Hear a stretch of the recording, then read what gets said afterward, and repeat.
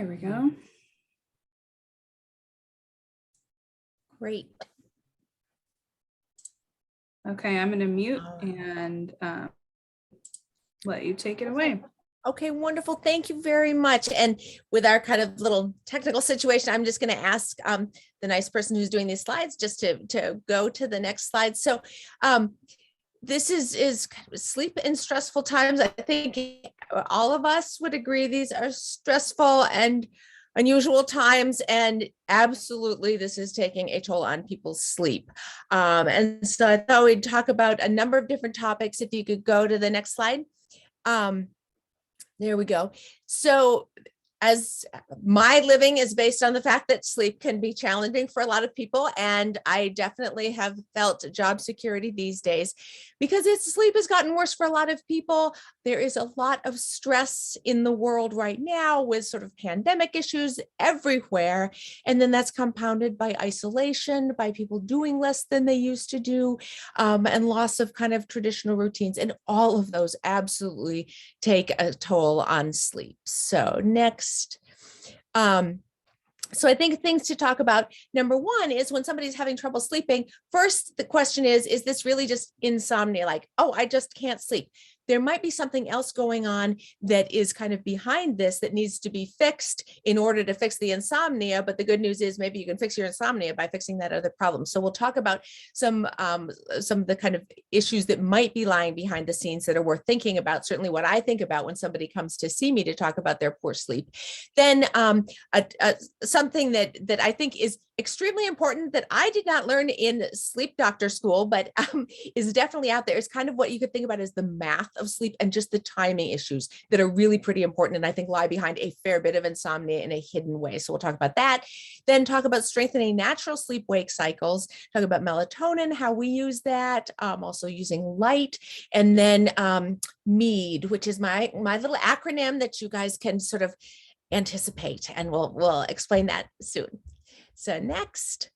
So in terms of, is it really insomnia? One of the first things we think about when somebody says, oh, I have trouble falling asleep, is it actually an issue with the underlying clock? So basically, that timing is a huge thing. We're going to talk about restless legs, and usually a problem that people are aware of themselves, but sometimes becomes an issue. Sleep apnea, probably the biggest part of what I do for a living, some other medical conditions that play a role, and then also medications that can be affecting sleep. So next slide. Okay, so in terms of the clock, basically we're all born with an inner clock. You're born as a night owl, born as a morning person, or lark. Nobody uses that term normally, but that is the medical term that gets used, or you're somewhere in between. And then in terms of this, people are born with a varying degree of robustness of that. Where it may be just in some people, they prefer to stay up at late, but they're pretty flexible. Other people, they are utterly wired as a night owl and they cannot fall asleep early. So in general, it is very nice to be and very convenient to be a morning person.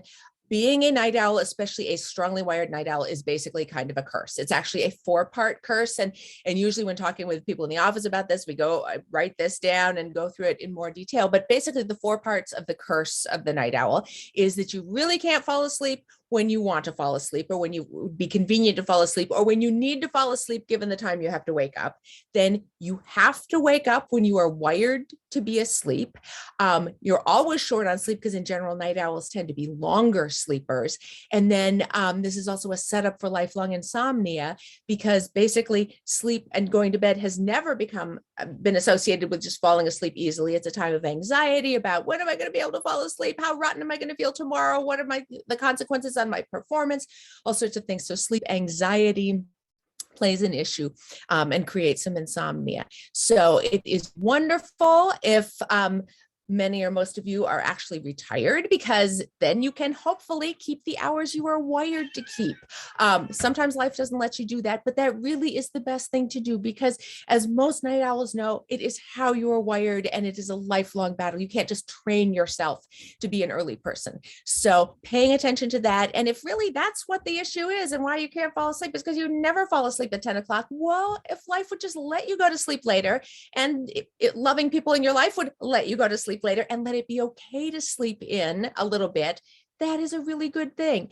And so that's sometimes just adjusting the timing and the expectation of timing is really all that needs to be done. And that's a beautiful thing when it can happen. Next slide. Restless legs. So there's restless legs, and then there are also leg movements, or PLMS, periodic limb movements of sleep. So restless legs refers to the feeling of restlessness in the legs, that kind of strange, hard to define, achy, uncomfortable, miserable sensation in the legs. But whatever the words you would use to describe that feeling, you need to move your legs. That holding still would be absolute torture. That's restless leg syndrome. And it's actually part of diagnostic criteria. It tends to get worse at night. It has what we call a circadian pattern. There's certain medications that can make it worse. The general medications are antidepressants, and then things for nausea. Also, some of the antihistamines, Benadryl, can make it worse. Iron deficiency makes it worse. Often that means, though, that treating iron deficiency makes it better. And usually that one's pretty easy to treat. We got medications that work really nicely. So that's an easy one to find, can make a big difference for people. Now, different than restless legs are leg jerks or periodic limb movements of sleep. Those are sudden movements. The periodic limb movements are kind of rhythmic. They come with a kind of a generally set timing through the night. Plenty of people have leg movements that aren't disrupting their own sleep. They might be disrupting somebody else's sleep, but they're not disrupting their own sleep. So just because legs are kicking doesn't necessarily mean that it's part of the problem or needs to be treated. I would say in general, most people who have leg issues are aware of that. It's pretty rare that we find that on a sleep study or something, but that is a common issue keeping people awake. Next. So sleep apnea, my bread and butter. So what that is where that upper airway between the nose and vocal cords relaxes too much in the wrong place. When that person goes to sleep, that's a function of how you are built plus how you are wired. How you're built is kind of that internal airway anatomy that was there from the beginning.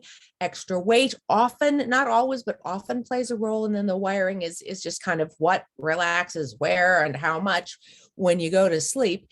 Sometimes this is obvious. It's obvious when snoring is really loud, and therefore the pauses are kind of obvious. It's obvious when there is one bed partner doing the stopping breathing, and another bed partner, usually female, noticing it. I have to say, men, even wonderful men with good hearing during the day, don't notice much. So a lot of times when it's more subtle, or there's no one around to observe, or the person around to observe is a man, that can be hard to find. And so regularly what we'll see is kind of frequent unexplained nighttime awakenings and unrestful sleep. But sleep apnea is definitely something that comes in small, medium, and large. A little bit of sleep apnea can take a huge toll on some people, other people not so much, and it doesn't need to be treated. It's just, it is the case that large sleep apnea, and when we talk about that, what we're referring to in terms of the size of sleep apnea is how many breathing events per hour and how low does the oxygen go at its lowest point. Those are the two things that we talk about to think about severity. The large sleep apnea, lots of sleep interruptions, bad oxygen drops, that is bad for you.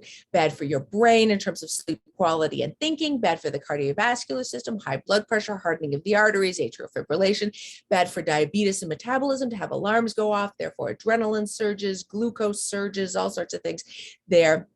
And for a lot of people that, I could never use a CPAP mask, that kind of thing, they truly, because this is such a big market, the stuff out there gets better and better and better. So if it's something that you thought, I could never put up with that, or I tried that, it was horrible, and that was a while ago, like even just a couple of years ago, we got new stuff all the time that can really help. And it also makes sense to find out, okay, if you have had a sleep study, couldn't stand the CPAP, well, how bad was your apnea? How, was it actually pretty small? You don't need to worry about it, and neither does your loved ones. It wasn't that bad, don't worry. Or, it was pretty bad. You know what? Can we try this again or help you some more? So a lot out there, but worth kind of investigating just to kind of talk about issues and options. And there are lots of us at the Corvallis Clinic who live to help out with that. Next. So other medical conditions, So these are conditions that often will bother things at night. Reflux disease, heart failure often worse at night, asthma often worse at night, arthritis and joint pain. Most of the time, I would say people are aware when that is what's disrupting their sleep. The thing that I would say is that sometimes what I see is that actually somebody had sleep apnea, but they didn't realize it, because by the time you've woken up in the night, your little breathing problem is long gone. You just have to wake up a teeny bit to get the muscle tone back, start breathing again. So by the time you've woken up with the wherewithal, you think, oh, I'm waking up. It must be my reflux, or, I'm a little short of breath. It must be my heart failure. It must be my asthma or my arthritis. Sometimes what I see is that those conditions get blamed for it, and you don't recognize that there's another contributing issue. But those are things that can get worse at night, and it can often be optimized by talking with your provider. Next. So medications that affect sleep, a lot of times people are aware of the meds that have them not sleeping so well, but sometimes they're not. So I think some of the hidden ones would be beta blockers. So those are medications that are used to treat high blood pressure or heart conditions. Common names would be metoprolol, atenolol, carvedilol. Those can disrupt sleep. They can also affect dreams a bit. Inhalers, because those tend to have kind of adrenaline-like properties. If your inhaler technique isn't so great and you kind of spray it at the back of your throat and it gets absorbed, that can kind of wake you up. So sometimes just working on technique or the delivery device can be helpful there.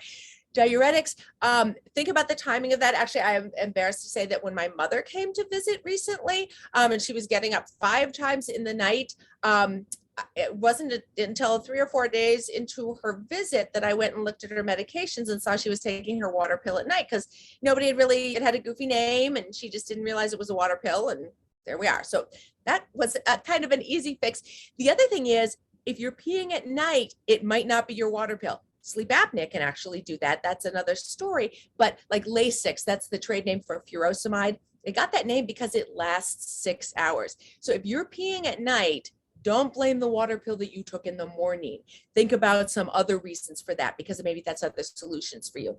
Some antidepressants, if you look at the potential side effects of all those antidepressants, they'll have a bunch of different opposites, like diarrhea, constipation, insomnia, excessive sleepiness. And different people are different, but I would say that what I see in the office is the 2 antidepressants that really can affect people's sleep and should be taken in the morning rather than at night are Lexapro or escitalopram and Wellbutrin or bupropion. Those are ones pretty notorious for creating insomnia. Then alcohol, absolutely. This is kind of a big one. Plenty of people drink to help themselves fall asleep, and it does make you sleepy, but ultimately, and really the net effect is to take away from sleep quality, because the metabolites of alcohol have stimulant properties. Those will wake you up, plus they're the diuretic, like make you pee effects. There's both the intrinsic effect of alcohol, so even a little shot of whiskey is going to have you peeing more, even though it was a small volume of liquid. But if you've had 3 beers or 3 glasses of wine or whatever, that's going to make you pee as well. So the general party line is that a fair bit of alcohol in the late evenings. This is so different than a glass of wine, possibly 2 at dinner. But alcohol in the evenings typically disrupts sleep, even though it helps initiate sleep. Next. Thank you. So math of sleep. And this is something that again, isn't commonly out there, but I see this all the time as part of people's sleep issues, is not paying attention to kind of the timing and the math of sleep.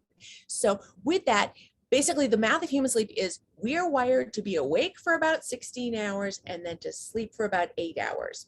And so part of the fallout of that math is that when you get up in the morning, when you start daytime, has a huge effect on when you're going to be able to fall asleep the next night. So one of the things we'll see is that it's very easy to get into kind of a vicious cycle, because if you go to bed at 10, but you didn't fall asleep until about 1, it's very understandable. You need your sleep, that you slept until about 9 because you didn't fall asleep until 1. But unfortunately, now, if daytime didn't start until about 9 in the morning, nighttime is not going to start until about 16 hours later, which is about 1 in the morning. So if you got up at 9 in the morning and you go to bed at 10 at night, that you're just stuck. You're not going to fall asleep because that roughly 16 hours didn't pass. And what we also mean is 16 hours of wakefulness, which is part of why those afternoon naps can kind of affect things, because it's 16 hours of being awake. Next slide. So what we try to do is with that in mind, encourage people to find kind of a compromise position. If you're a bit more of a night owl, you don't have to get up at the crack of dawn, but maybe you can kind of pick a rise time that's livable for you, that helps you fall asleep when you would like to fall asleep. So maybe you'd love to sleep until 9, but you really would like to sleep before midnight. So, okay, maybe you could, get up at 7:30 or 8, allowing you the physiologic probability, or at least possibility, of falling asleep at 11:30 or midnight. So, pay attention to when you're getting up, because, if you got up at 9 and you went to bed, go to bed at 10 and you're lying there awake at 11 o'clock, if 16 hours hasn't gone by, that is not insomnia. That's actually just math. Now, it doesn't mean you don't get to get into bed. If you really love it and it's delicious and you want to get in and read your book or whatever, that's totally fine. Just don't call it insomnia until 16 hours has gone by since you woke up in the morning. In terms of, well, how do you put this into place? The place you start is when you wake up. That's where you have the power to get yourself up. Anybody who has struggled with insomnia definitely knows you cannot make yourself fall asleep, and the harder you try, the farther it goes away from you. Where the place that is possible, it may not be pleasant, it may not be easy, but at least it's possible, is when you get up. So often we'll start out with setting an alarm and just sort of saying, okay, make it happen, and then go from there, because it'll get easier to fall asleep a few nights later. So, but finding that compromise position that works with your clock makes sense. Then strengthening your own natural sleep-wake cycle. The two things there, the most powerful internal influence on the human clock is melatonin, and that's a hormone produced in our brains, deep, deep inside of the human brain. Melatonin is out there commercially available in basically any grocery store or drugstore. It gets marketed as a sleeping pill, but really and truly in the human brain, it is not a sleeping pill, it's a clock pill. It has to do with telling the brain what time it is. There's a big overlap, but those are different things. Sleeping pills make you sleepy intrinsically, and if you took them in the middle of the afternoon, you would get kind of sleepy. Melatonin is about telling you what time it is. And if you take a little dose of melatonin in the middle of the afternoon and every part of your mind and the world is saying it's daytime, that melatonin will do nothing to you. So fitting with that, since it's trying to talk about what time it is, you kind of need the right level in the brain. And that's why low doses work better than high doses. The doses you can find in any grocery store, 3 milligrams, 5 milligrams, 10 milligrams, they aren't harmful. They just don't work because they create a much higher than normal level in the brain. So melatonin at the right dose, which we consider to be 300 micrograms, MCG, that's basically 0.3 milligrams. Those doses work because they create a much more physiologic level in the brain. So when we're using it to help particularly night owls, to help fall asleep, what we do is 300 micrograms taken 5 hours, more like dinner time, before bedtime or desired sleep onset, to help stay asleep. And I think this is relevant to this audience. It's melatonin 300 micrograms at bedtime, not to make the person sleep, because it's not a sleeping pill, it's a clock pill. What we're doing with that bedtime dose is to try to create a kind of a reasonably normal physiologic level of melatonin in the brain, so that before you've had the wherewithal to realize, oh, I'm awake, what time is it? Your brain's already looked around and say, what time is it? And what the brain does is says, what's our melatonin level? Is it a normal middle of the night level? Like it's the middle of the night, you should just go back to sleep. Maybe not even realize or remember that you woke up. Or is the melatonin level low because partly you're getting older and you don't have such robust hormone cycling as you used to? Or is it ridiculously high because you took 5 milligrams of melatonin at bedtime and basically the brain says, oh my gosh, what does that mean? I have no idea. I'm going to ignore it. Those high levels, that's my non-scientific interpretation of why they just don't work. Those are the dosing that we do. And the other thing to say about melatonin is it takes a couple weeks to work. It's not so much that it takes over your clock. It's kind of like it's training your clock. So give it a little time, but it really does make a nice difference. In terms of finding that, the Sundown brand is what we have used for years and years. Corvallis Clinic Pharmacies sell it. Samaritan Pharmacy sell it. Amazon, you can get it. Rice's Pharmacy in Corvallis sells that. You can sometimes find, I think Trader Joe's has a 1 milligram pill. If you break that in half, that gives you 500 micrograms. And that's kind of close enough, that small dose that the brain will actually listen to. So melatonin, the most important internal influence on the clock and about what time is it. The next slide, the next one is light from the outside. Light is the most powerful external influence on the clock. And blue light tells the brain it's daytime, be awake, turn off your melatonin. That's what we've gotten from the sky for tens of thousands of years. So that's how we're wired. And unfortunately, these days we get a lot of blue light from screens. So what we do is at night, we try to block that. And one of the more powerful things to do is to get these blue blocking lenses. We at the Corvallis Clinic, we sell UVEX lenses. We just sell them for our wholesale price of $10. You can get them at Airgas on 9th Street. You can also get those on Amazon as well. And typically it's after about 8 p.m. when you would really like your melatonin levels to start rising. And then conversely, in the morning, exposing yourself to bright light. That's definitely helpful for people who have a little hard time waking up in the morning. But for falling asleep, it's also really good because getting back to that idea of that clock and that math of human sleep, 16 hours awake, 8 hours of being asleep, the more powerfully you turn on daytime in your brain by lots of light, ideally combined with maybe some activity and social interactions, then I'm sorry, I'm looking at this little chat. Well, I'll get back to, if there are more questions on melatonin, I'll get to that at the end. The more powerful you start daytime in your brain in the morning, the more powerfully you are also starting that roughly 16-hour countdown to falling asleep the next night. So trying to get it's night going by melatonin levels are rising and there's no blue light, and then it's daytime with bright light, morning activity. Those are the ways we kind of strengthen sleep-wake cycles to get this kind of cycling on its own. So outside and walk is beautiful because you're also getting your body movement, telling it it's daytime. It is winter coming and it's Corvallis and it's going to be a little bit darker. That's where there are these light boxes, beautiful for seasonal affective disorder, and also really helpful with sleep-wake stuff. And so Costco, Amazon have various light boxes.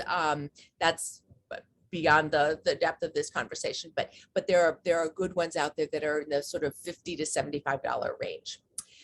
Next, so the MEAD. So that's my little acronym for some other things just to help you fall asleep. So just kind of going through that. Next slide.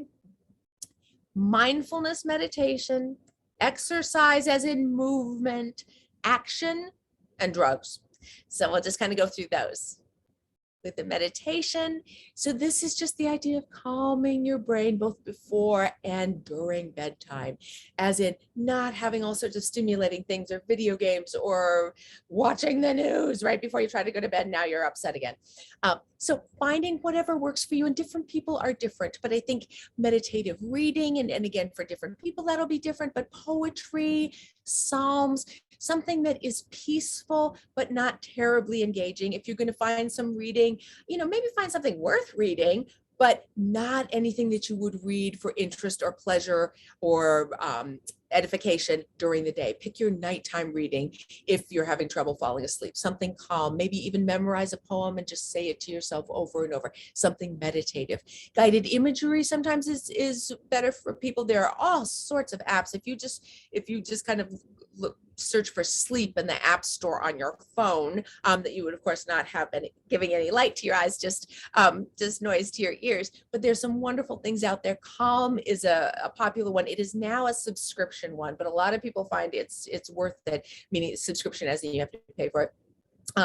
But they have guided meditations. They actually have bedtime stories. There's some nice things available there. Pizziz is another one. Now there are all sorts of ones out there. Finding something that kind of seems to fit with you, I think can be very helpful. Nature sounds, that is kind of a beautiful thing, because especially something that kind of gives your brain a little something to focus on, where you can maybe get a mental image of whatever it is that you are listening to. Relaxed Melodies is one that I have on my phone. I kind of like it because you can kind of make your own. You can sort of add in crickets and frogs and rain with a little thunder or whatever. And then you can kind of shake it up a little bit. So you're not always listening to the same thing, but a lot of good things out there, and plenty of those are free. I think honestly, meditation, nice at night, also nice during the day for just calm during these stressful times. There are all sorts of resources out there. I think this book, Meditation for Fidgety Skeptics, is actually a kind of entertaining one. And especially if you may believe in meditation, but there's someone in your life who is a fidgety skeptic, this is a nice resource to introduce that person to. It's entertaining and I think encouraging for giving somebody the hope that maybe they could find some sort of meditative practice that would be helpful to their life and in calming down and coping with the world. There's also an app that is really nice. This is another subscription one, you pay for it, but Headspace is a beautiful one. It's pretty popular out there. And I think a really well done introduction to meditation. There's a basic introduction with a very entertaining, useful graphics and a sort of a 10-day guided introduction to meditation. And then after that, you can actually choose, okay, do you want meditation to help with anxiety, meditation to help with mental focus, meditation to help with sleep, performance, all sorts of things. That is a nice one, but it is not the only one. But meditation is out there. Next, action. And so there, I think this can be really helpful because a lot of times that powerlessness and feeling like, oh my God, the world is going to the dogs. What? Feeling like you are at least doing something, that you have done your little piece to try to help your little patch of the garden. And, and these days, a lot of things are constrained, but not everything. There are some really amazing groups out there and ways, look how we're all connecting, ways in which probably there are people connecting on this platform right now who couldn't have otherwise. Now there are new opportunities to connect across distance without leaving your own home. You can join things, find something where you are inspired by people around you. You found something good that really gives you some positive feelings. If you can't get out, you could encourage other people who are doing things. Maybe you don't have the money or the time or the ability to get out and shovel or clean or whatever, but you could write letters that would mean a lot, especially these days. A real live letter, beautiful thing.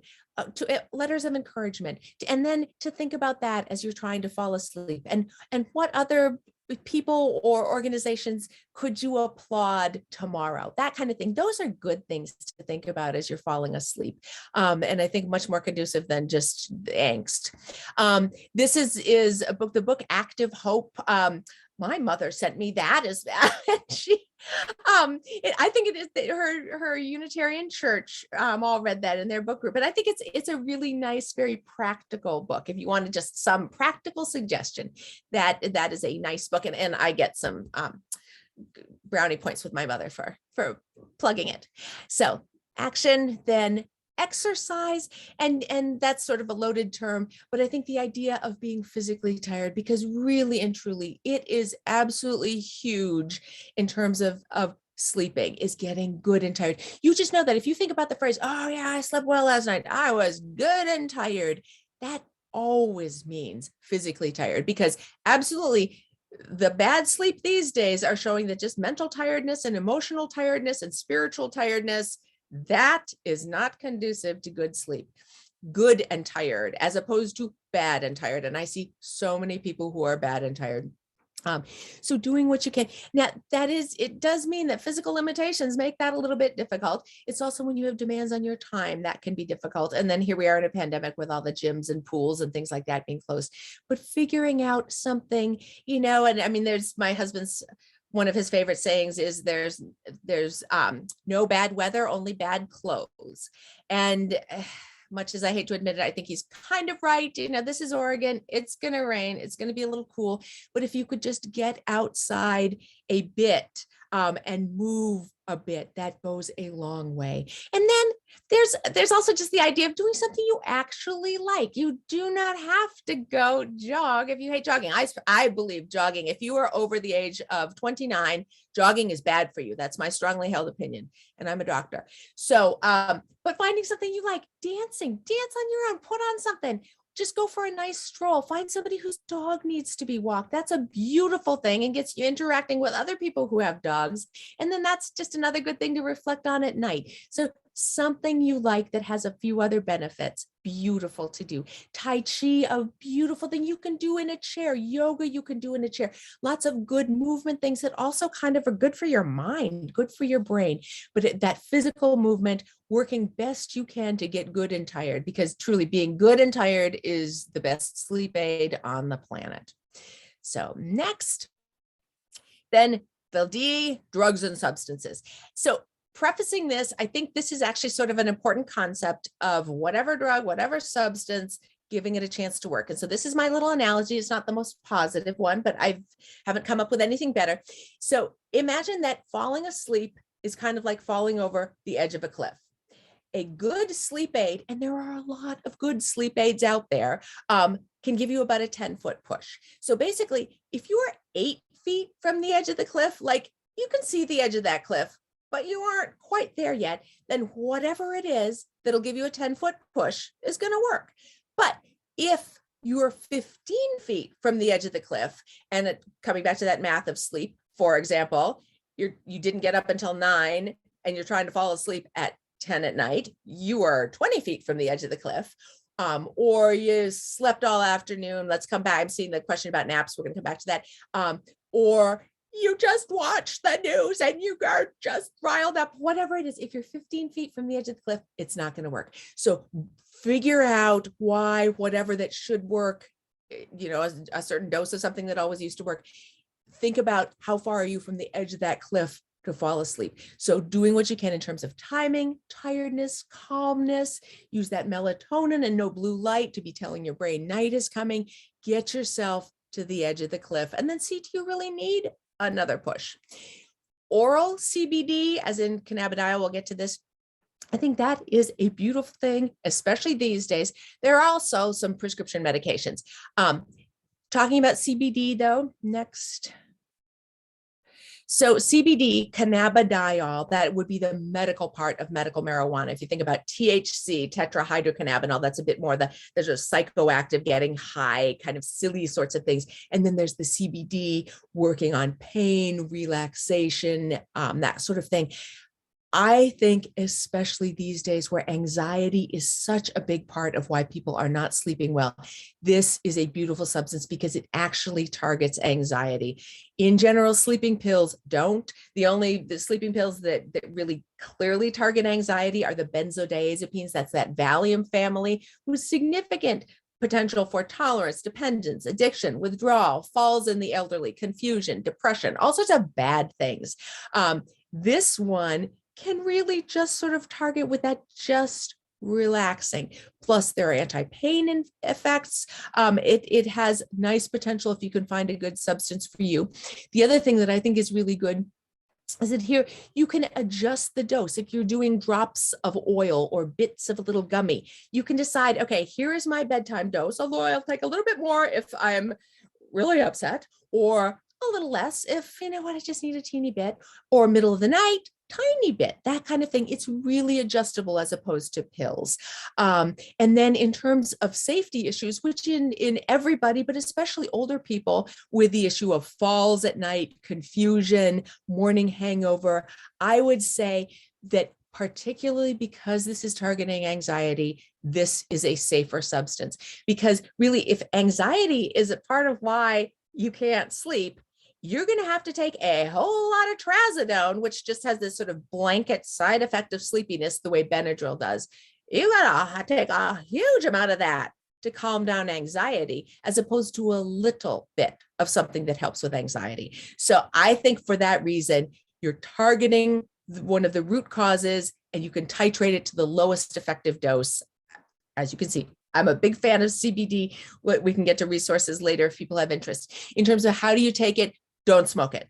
Number one, smoking is bad for you. That is bad for your lungs. It's very fibrous. You should take it. And for sleep, it's the wrong delivery device. It's fast on, but it's also fast off. And what you want is this to last you through the night. So by mouth, under your tongue, nice kind of splitting the difference, readily absorbed, and that the mucosa under your tongue, but it still lasts a little bit longer.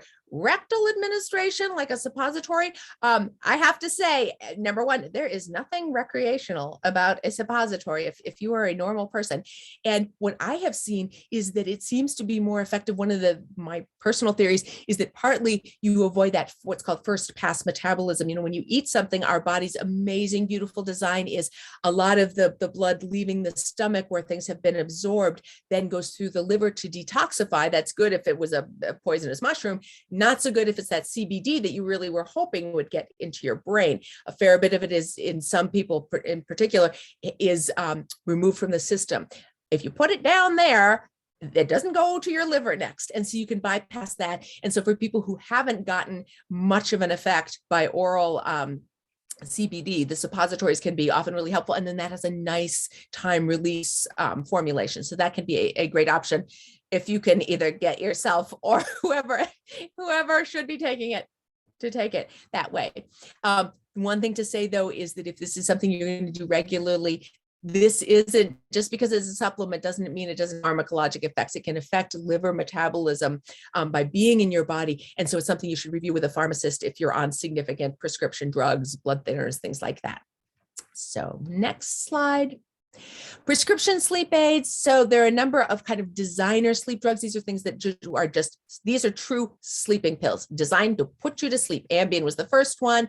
Lots of baggage there and goofy behaviors at night. I don't think any of us routinely start people on Ambien anymore at all. We might continue people who've done fine, but lasts typically about 4 to 6 hours. Sonata, very short acting. Let's come back to that in a second. And Lunesta is the longer acting one, 6 to 8 hours in the full dose. In terms of older people, Sonata has the best, it's been the best studied, and because it's short acting tends to be a little bit safer. But there again, it's just trying to make you sleepy. And if really it's a little bit agitation that's part of it, either it won't work or you have to take a fair bit and potentially get unsteady and things like that. But those would be the designer sleep aids. Then more commonly used are actually antidepressants with a side effect of sleepiness. The big one out there is trazodone. So trazodone originally came out as an antidepressant. It has a side effect of sleepiness. These days, we have much antidepressant. So we usually rarely use that hoping for an antidepressant effect. We just really capitalize on the fact that it makes people sleepy. And for a lot of people, I would especially say older men rather than women in my just clinical experience, that one can work just fine. Can have some issues if you have trouble with your prostate. But that's a decent one. Mirtazapine or Remeron, another one that probably has a little bit more potent antidepressant effects. So if you actually would like something to help with depression and also with sleep, that's a good one. Doxepin, this is another one similar to melatonin where the lower doses seem to work better than the higher doses. But there again, antidepressant with a side effect of sleepiness. Then something that's a little bit more second or third line would be what are called major tranquilizers. Seroquel, the generic name quetiapine, or Zyprexa. These are in big doses used as antipsychotics. In little doses, they can be helpful for sleep, especially when there's sort of a bit of agitation. They can be moderately calming. There again, there are potential side effects, dizziness, falling, hangover, those sorts of things. But these are the drugs kind of in our first line toolkit if we're going to use a prescription medication for sleep. So next, so just kind of a wrap up, and then it looks like there have been some questions about things. We'll jump to those. But thinking about when you're sleeping, trying to optimize the timing, control other conditions. If there is waking up regularly, trying to figure out what's waking you up. Is it a medical condition you already know you have, or is it maybe something like sleep apnea? To think about that. Absolutely remember about the math of sleep. Think about when you're getting up and recognizing that until about 16 hours of wakefulness has passed, that's not insomnia, that's just math.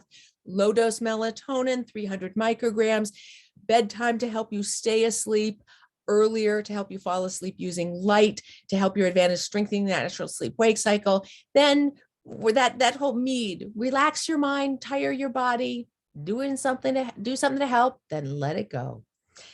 And then if you need a little something more, other options out there. So let's see. I am seeing some, so I saw a couple things about naps. So I'm going to speak to that until somebody tells me to be quiet and just go to questions.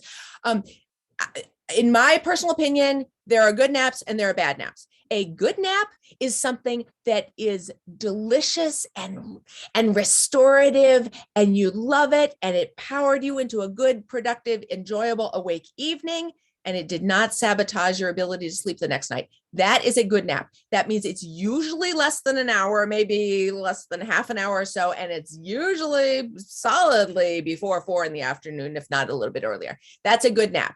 A bad nap is one that leaves you slugged, goes way too long, and sabotages your next night's sleep.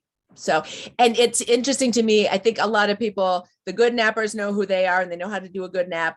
The bad nappers either avoid naps or they're stuck in a cycle where they can't help it, and then they end up kicking themselves later.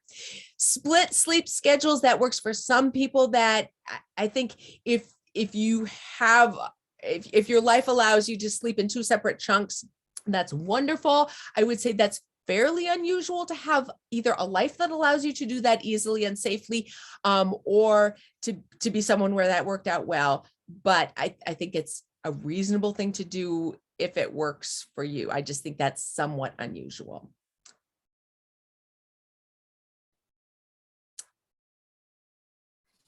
Other questions? We had some questions about melatonin too. If you want to, I think a couple, if we want to go back to that one. Actually, one more before we do that, kind of relates. How long should the break between exercise and going to bed be? That's a really good question. So the party line is that you should not have aerobic exercise that kind of warms your core by using lots of muscles within 3 hours of falling asleep. So that's the party line. So ideally exercise in the morning, especially first thing in the morning or earlier, because then that's also part of getting day going, is good. But if the reality is you're only going to be able to exercise at night, and you know in yourself that it doesn't affect your sleepiness, the issue and the sort of the vigorous exercise has to do with the fact that part of falling asleep is a drop in body temperature. So that if you've used a lot of muscles and you're kind of on the ups, warming your body with all that muscle activity, that in some people can work against sleep. So ideally you would do it more than 3 hours before you'd like to fall asleep. But some people, it doesn't make a difference for them. And other people, timing wise, that's just either that's when they're going to do it or it's not going to happen. So then you decide kind of where is your best trade-off. Okay, we had another question just now that kind of relates, talking about this 16-hour, 8-hour, is there some people who, for them, that's just not what it is. They need to be awake for 20 hours and sleep for 4 or something. So that's a good question. So going back to that kind of clock issue, in general, night owls tend to be longer sleepers. It is the rare night owl who is good on much less than 8 hours of sleep. And a lot of night owls, they're more like 9-10 hour sleepers. And then the converse, morning people tend to be shorter sleepers, sort of 6, 7, 8. There are people at each end of the spectrum, Thomas Jefferson, very famous, 4 hours of sleep, and look at all the things he accomplished. The flip side is Albert Einstein, who was a 10-hour sleeper and definitely not a slacker. So different people are different, but one of the things to pay attention to, and I will say part of where this whole math of sleep finally kind of sunk into me was just looking at what people would write down on their initial history forms when they come in the clinic. And what you would see is, here's when I go to bed, here's when I fall asleep, and here's when I would wake up. And over and over and over again, you see that people fall asleep 16 hours after they got up. And so that's where I get that. But if you just kind of look at your own life and sort of figure out, okay, here's the number of hours that really I need to sleep, and then work backwards. Okay, you know what? I'm just a 7-hour sleeper, but I'm a 7 hours, then sort of sort that out.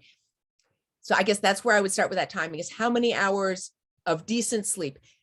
There again, it needs to be decent sleep. If you have untreated sleep apnea or horrible restless legs, or you're up, multiple times during the night taking care of somebody, that does kind of change it a little bit. But in general, figuring out, okay, what's your duration of sleep time? And then figure out, okay, then what is a reasonable rise time to allow you the bedtime? And then what's a realistic bedtime? I do want to get to these questions about melatonin, but we got another question that kind of relates to the exercise question is what about eating prior to going to bed? Yeah. And I hate to kind of have this punt answer of, you know, ask like if it works for you then you can do it, but I think that is really true. If you can do that and your sleep is fine, then it's fine. Theoretically though, if you have any issues with reflux, that would probably be the biggest thing is reflux or just general discomfort.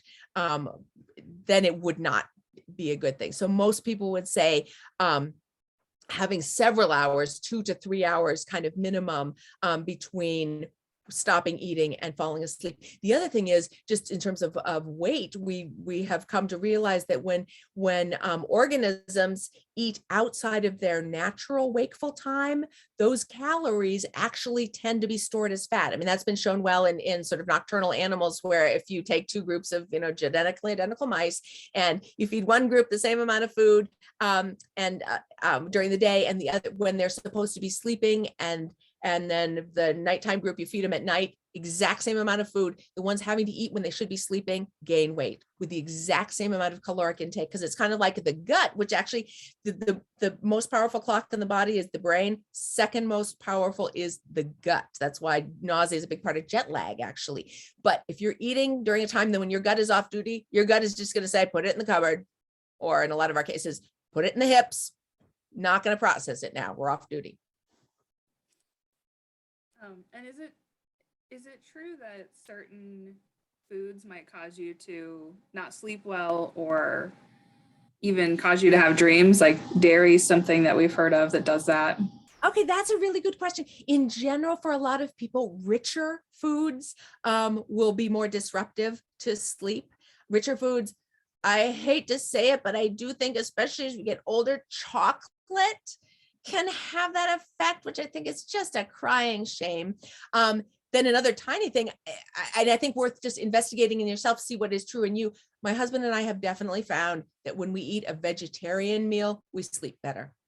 Big meat meal, sleep not as good. But again, that's us. That's also us as we've gotten older. And I think that's something, being open to, okay, here's what has been true for you historically in the past, but if you're not sleeping so well now, maybe what was true historically in the past or that you could get away with in your wild and flippant youth, you can't get away with anymore. So I think kind of experimenting, seeing what is true in you.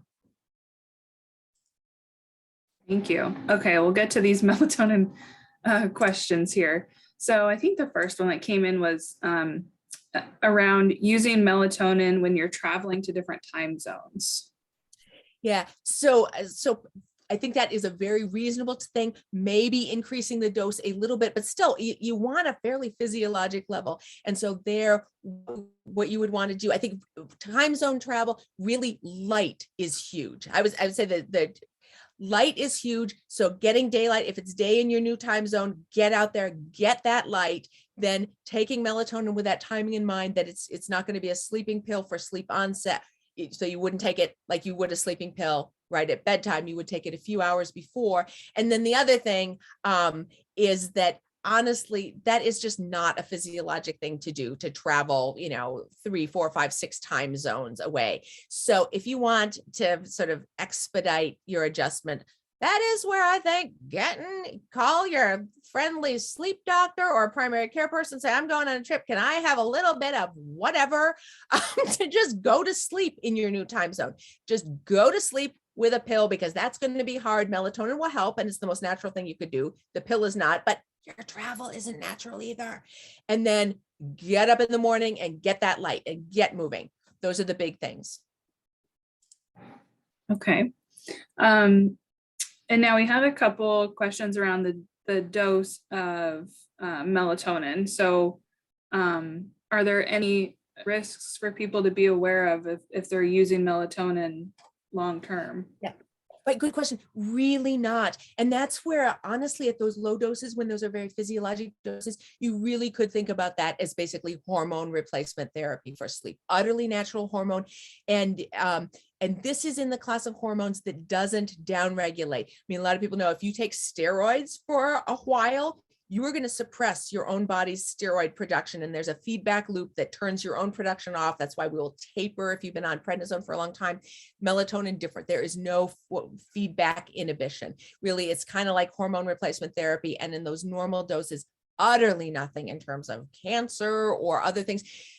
Big doses in pubertal kids, that is where there's a little bit of concern, just because partly that's a brain hormone, and medical history is full of things where fools rushed in where angels feared to tread, and you don't know all of the other actions that hormone is taking. So that's where we definitely worry about that, or watch the high doses. But in general, utterly safe. And you could just kind of think about it as very gentle hormone replacement therapy for sleep as you get older. Okay. And going back to a question about cancer patients are sometimes given a higher dose of melatonin. And so is that something they would be able to kind of decrease over time, or does their body kind of adjust to that high dose? Yeah, so there again, and I would say, and I've checked out with my partners, and they generally agree with me, that probably 1 in 6 or 1 in 7 roughly people do get a sleepiness effect from those big doses of melatonin, big as in 3, 5, 10. So if that person is one of them, great. Just makes you kind of a cheap date, and there's just no bad thing. There's no respiratory depressant, anything like that. So I think that's okay to do. But I would say if it is working for you, keep doing it, no problem. If it's not working for you, that's where, rather than raising it, which is the natural thing to do with a lot of drugs, is if the lower dose isn't working, we'll raise the dose, is drop the dose and try that lower dose, just knowing that you probably need to wait a couple of weeks for optimal effect, and combine it with working on that light, because they're the two sides of the same coin. And you can drop immediately. This one is not taper it down, just jump to the more appropriate dose. Your brain will thank you. Okay, I have one more question, but this is kind of a broad question. But why does it seem as we get older that we don't sleep as much or need to sleep as much? That's a good question. So in general, the party line is that you actually do need to sleep as much. It's harder to get that sleep. And then people don't sleep as much because their sleep tends to be more interrupted. Some of that gets back to that idea of melatonin being hormone replacement therapy for sleep. Lots of hormone systems just don't cycle as robustly. You don't make as much of various other hormones. Then there's also other stuff that disrupts sleep. There are issues of pain and prostates and hot flashes and heart failure and life. So there's more that interrupts sleep. Your drive to sleep gets less, probably physical activity gets less, but in general, you don't need less sleep. It's just a little bit harder to get. Okay. I don't see any other questions. So if there's anything else you want to add before we wrap up, let me know. Okay. Yeah, I think that is the main issue. I think if looking at what you can do naturally to get good and tired, both physically tired and kind of in a mental place that allows you to be relaxed is the place to start. And then there are substances you can add in on top of that if needed. Okay. Well, thank you so much, Dr. Goldner. This has been a really informative seminar. And so everybody can just keep an eye out for an email within the next day or so that will have today's presentation in it, as well as information about our next Illuminating series. And that will be next month on November 16th. And we'll be talking about supporting veterans at the end of life. We'll have Benton County Veteran Service Officer on, as well as one of Lumina's chaplains, to talk about the services that are available to veterans. Okay, well, thank you all for being here today. And we'll leave the chat open for another couple minutes if you have any reactions or thank yous or comments you'd like to leave. And thanks. Have a good day, everybody.